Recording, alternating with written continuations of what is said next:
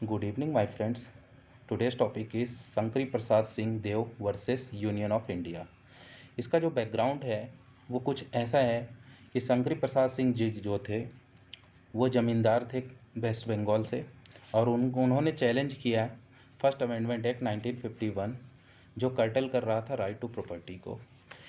First amendment act जो था वो गवर्नमेंट को पावर दे रहा था कि वो ज़मीन ले सकते हैं ज़मींदार से विदाउट एनी कंपनसेशन, जो कि एक कंट्रेरी था किसके लिए, फंडामेंटल राइट्स के लिए।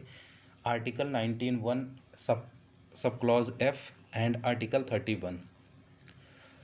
सुप्रीम कोर्ट का ये जजमेंट आता है जिसमें 5 जज होते हैं, और जो इनका जजमेंट आएगा वो फेवर ऑफ गवर्नमेंट के लिए होगा, और बोलते हैं कि जो फर्स्ट अमेंडमेंट एक्ट आया है वो सही है, और बतलाते हैं कि ordinary law and constitutional amendment कैसे अलग अलग हैं। जैसा कि आर्टिकल 13(2) में बताया गया है कि no laws can take any fundamental rights, कोई लॉ फंडामेंटल राइट से बड़े नहीं हैं। The court ruled the constitution amendment are not ordinary laws, और जो कॉन्स्टिट्यूशनल अमेंडमेंट होते हैं वो कोई ऑर्डिनरी लॉज नहीं होते हैं, इसलिए इनको एग्जेम्प्ट किया गया है रिस्ट्रिक्शन से।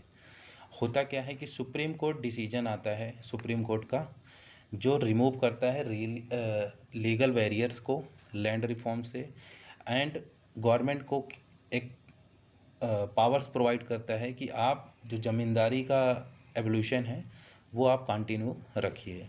लेकिन इन फ्यूचर क्या होने वाला था कि केशवानंद भारती केस होता है स्टेट ऑफ केरला के अगेंस्ट 1973 में, और एक बड़ी बेंच ने शंकरी प्रसाद का जो केस था उसको इंट्रोड्यूस किया पार्लियामेंट में, and amend the constitution but can not be alter it's basic structure.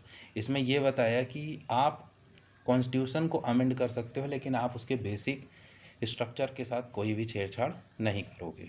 That's all.